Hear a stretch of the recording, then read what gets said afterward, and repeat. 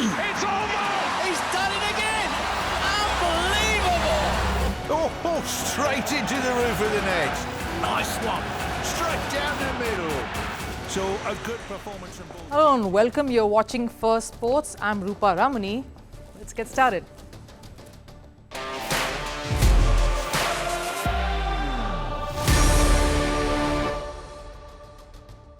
Right, on the show today, ICC will meet on the 29th of this month to decide the fate of the Champions Trophy schedule.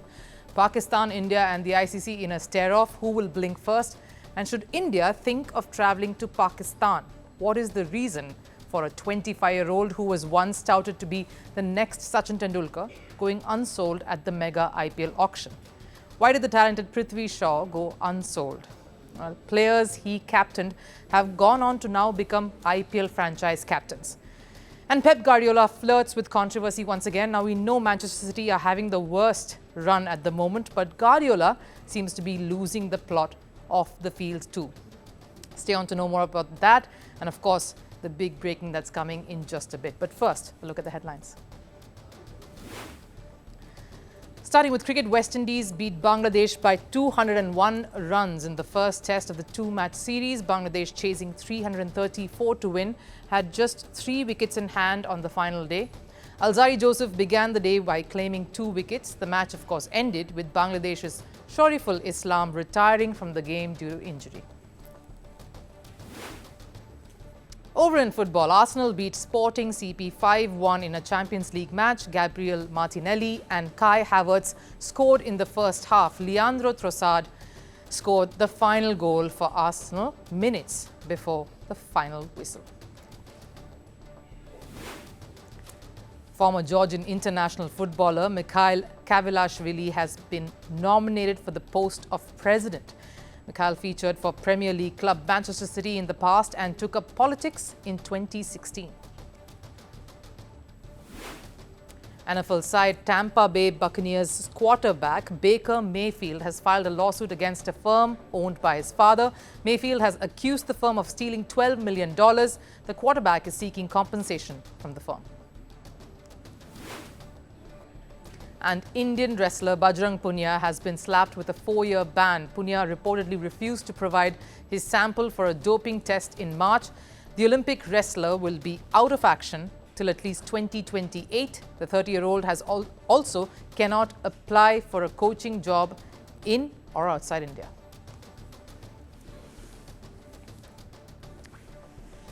All right, and of course the news that is coming in is some very positive one, especially for all Indian chess fans. And if you just tuning in, you'd know that D. Gukesh has leveled scores in the World Championship battle that he's currently engaged in with Ding Liren. Of course, he started off on the most horrible form. He started off with a loss.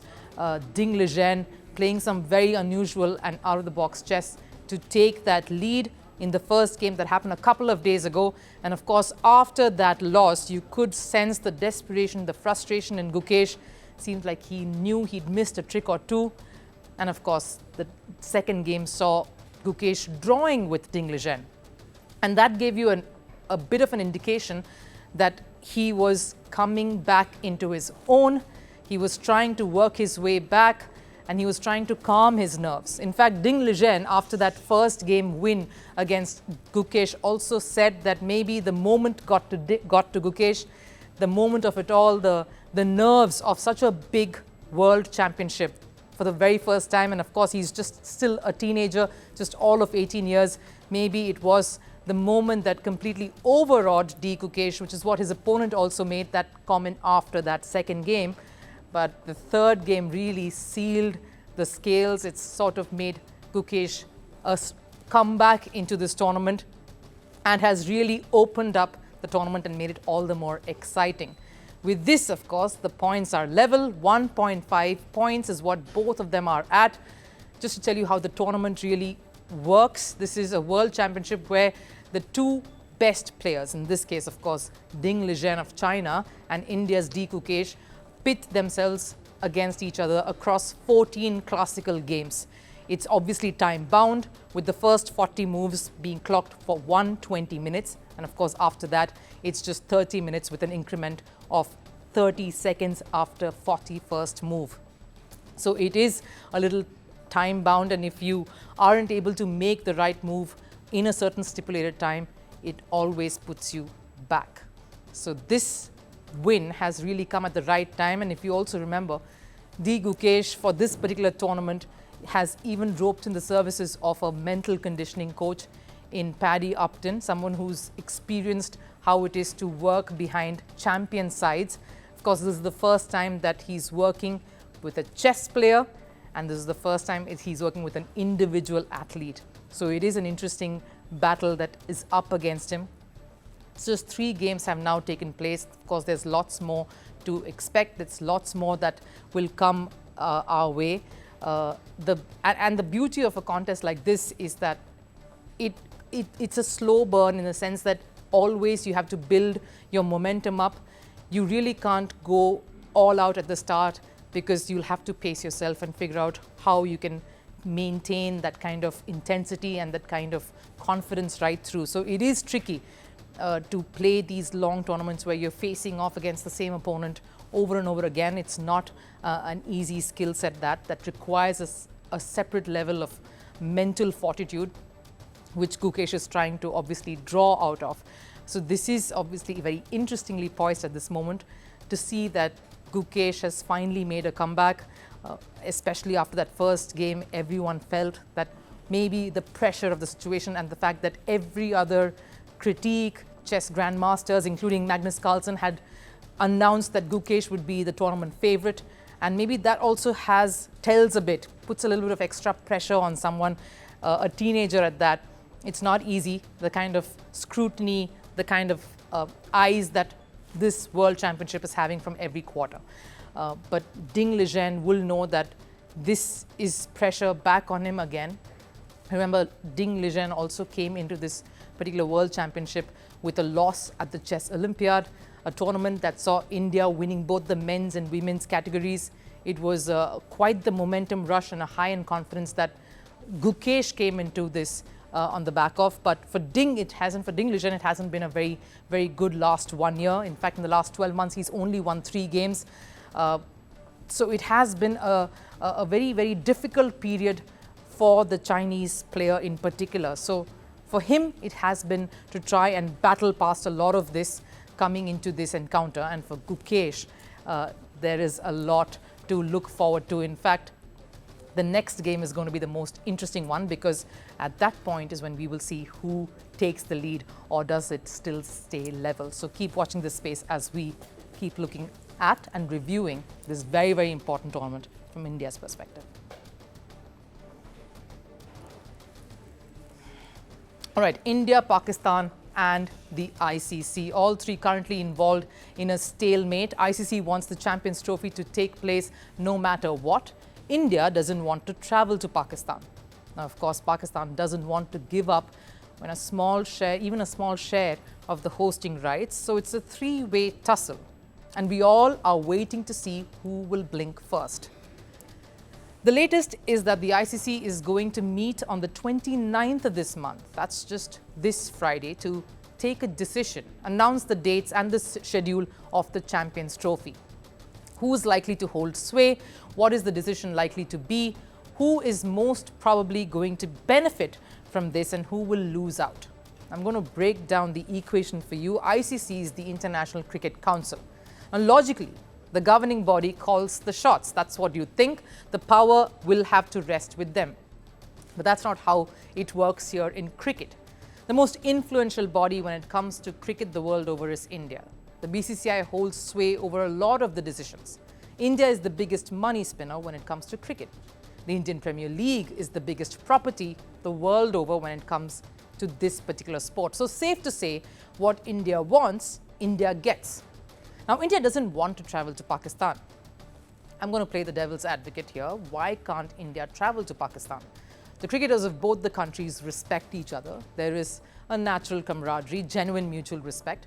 Indian cricketers have many fans in Pakistan who are waiting to watch these superstars perform up close. cricket is finally returning to the country. There is a sense of normalcy. Other countries have been touring Pakistan, and there has been no untoward incident involving teams like New Zealand or England cricketers when they were here this year. But India feels unsafe. And here is what's reiterated their fears.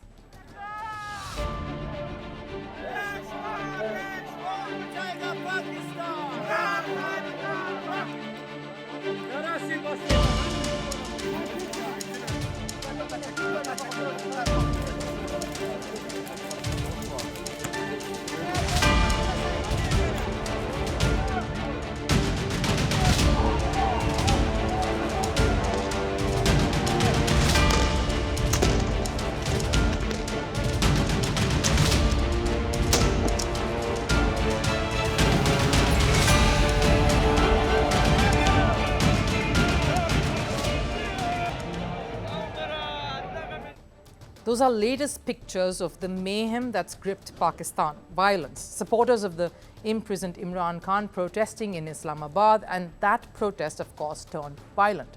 4 paramilitary personnel and 2 policemen were killed. Over 100 security personnel have been injured. Pakistan was forced to deploy the army amid this tense standoff between the protesters and security personnel. It's made the Sri Lanka A team hit pause in the ongoing series that was underway against the Pakistan Shaheens.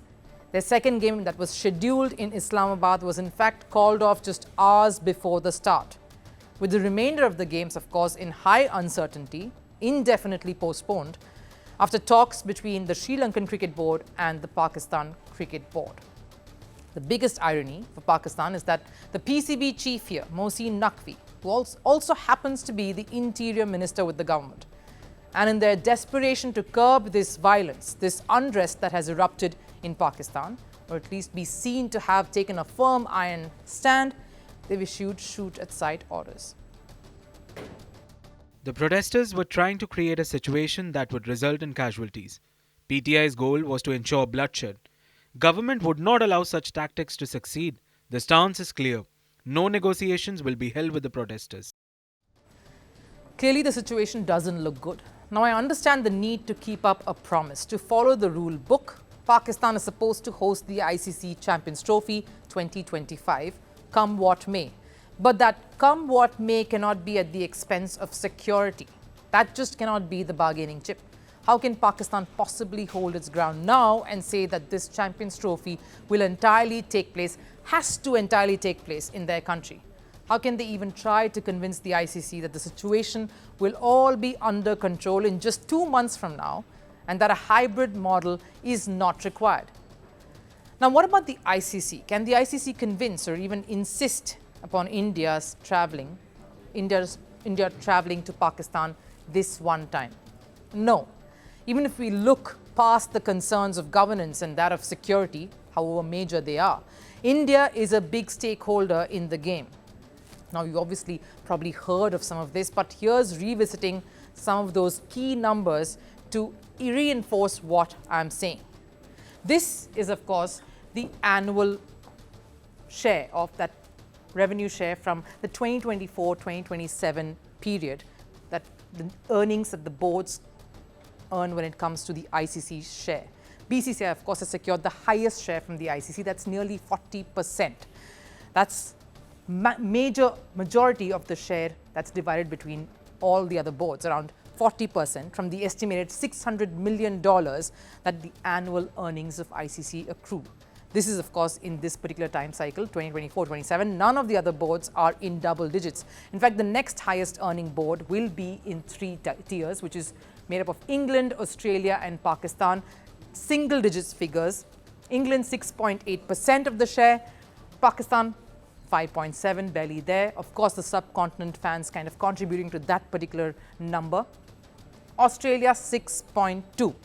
Of course, they will be followed by the third tier, which involves a few other boards, whether it's West Indies, South Africa, New Zealand, Bangladesh and Sri Lanka. And then there is another tier which has a few other boards like Zimbabwe, Afghanistan, and of course, you have Ireland. All of this constitute to just 40% between all of these 8 boards. So clearly, India really stepping up when it comes to having a sway in ICC. And the reason for the Indian board to get that share and not be contested, of course, is because of what India contributes. The contribution from the Indian market is estimated to be over 85%. And what's more, an Indian who was the former secretary at the BCCI will take the chair next month as ICC chairman, Jai Shah. So everything points to Pakistan being forced to make that U-turn, but will they be happy to succumb is what we have to see.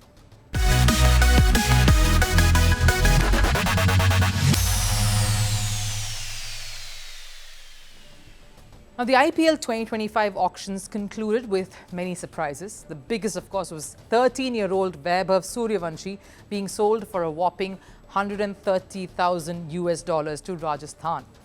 And of course, the youngest in the tournament's history. That's a massive, massive plus. And while IPL is headed for a new phase with youngsters in the mix, some notable senior players like David Warner, Johnny Bairstow, Steve Smith and Kane Williamson all went unsold. All of them seasoned campaigners who unfortunately don't find a place in a vibrant, rapidly evolving T20 setup. The anomaly has been that of 25-year-old Prithvi Shaw going unsold.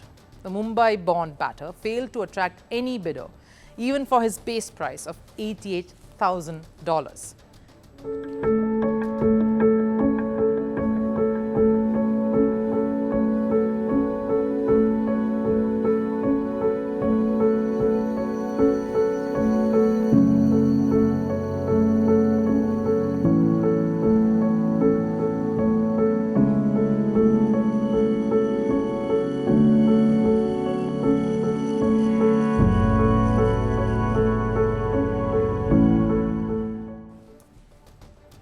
Now, the reason Indian cricket fraternity, of course, is shocked is because this is a player who was touted to be the next Sachin Tendulkar, a superstar. Not just because of his talent, but because he showed promise at a very, very young age, much like Tendulkar himself. Shaw rose to fame after smashing 546 runs at just the age of 14. Shaw held up that record till 2016. That record stood still. Shaw went on to even captain India's under-19 World Cup winning team in 2018, which earned him an IPL contract with the Delhi franchise at the Indian Premier League, where he went on to play 79 matches, scored close to 2,000 runs with a strike rate of around 150. Somewhere along the way, though, even while playing the IPL, Shaw seems to have lost his way, which is why the Delhi franchise didn't persist with him at the mega auction. There are so many players who don't get so many opportunities, but he got a lot. Now the fact that no one bought him at the auction is shameful. Even for 75 lakh rupees, he found no bidders. He now has to go back to the drawing board, score runs in domestic cricket and then get picked. Sarfaraz Khan is the biggest example. Of course, the statement is loud enough to resonate with everyone. Prithvi Shaw, for all that promise and flair, did not do enough, was not good enough to warrant any bids, any interest of getting him over to any of the franchises. There was talk of domestic performances in that statement, so let's look at that as well. Through the 2023-24 Ranji season, that's the India's domestic tournament, Shaw scored around 451 runs in 6 matches. He batted in 9 innings with an average of 50, and twice he managed to go past that 50-run mark. Now, he did put in the numbers this year, even scored 300s the previous season. But here's the thing, the IPL snub was not the first blow Shaw had to deal with. It started with Shaw losing his spot in the Indian side in 2021, followed by his domestic side Mumbai just recently. They ran out of patience dealing with Shaw just a while back this year. The decision to drop him wasn't just based on form. Disciplinary issues, including missing training sessions and being indisciplined, forced his exit. Now, I've seen Shaw over the years, from the time he was creating waves as a teenager and letting his bat do all the talking, to now letting fame and the shine of making it at that stage at a very young age getting to him. The off-field time became longer than the on-field drills, where relying on skills alone to take him through became problematic. Today, cricketers need to be a complete package to be picked in complex sides like an IPL franchise or even make it to a national side. You have to have multiple skills, those that make you match winners on the field and the character that makes you a great team player off it. Traits that build your character as a sports person. And it was clear Shaw had missed the bus when it came to all of that. No wonder people he captained in 2018 have left him behind. Shubman Gill will now get a $1.9 million. Of course, this is Prithvi Shaw going unsold. One of his counterparts, Shubman Gill, he's captaining a Gujarat franchise, a franchise that's won the IPL, and he's accruing $1.9 million. Abhishek Sharma and Riyan Parag, both his teammates. $1.6 million is what each of them will earn. And India's star bowler Arshdeep Singh is set to rake in $2.1 million with the Punjab franchise. All of these players have played alongside Prithvi Shaw. And while Shaw is out of the Indian team, Gill and Arshdeep have cemented their spots in different formats for the country. Goes to show it is not enough to only hone or show skill sets that take you to some distance on the field, but also a strong character, the mental fortitude, the right head on your shoulders. That's a battle far tougher to combat and fight. You can score 50s, take fifers, but all of that comes to naught if you cannot be disciplined, cannot show character, stay in the lane and stay focused. Prithvi Shaw is probably going to be that example for youngsters to note the kind of path definitely not to take or go down. He did get the opportunities. He did have the chances to make it big. Cricket held up its end by giving him more than millions in this country can only dream of. But Shaw just did not hold up his end of the deal.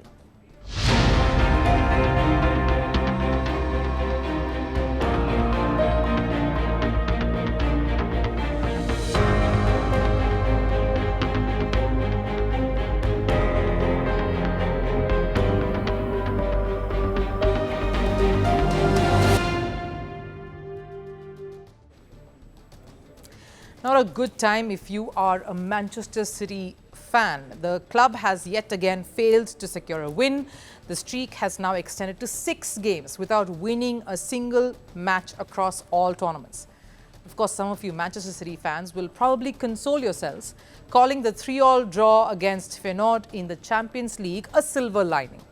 But let's be honest, the game was in City's hands. They were leading up until the 74th minute. The club gave up a 3-goal lead to draw the match, leaving Pep Guardiola frustrated.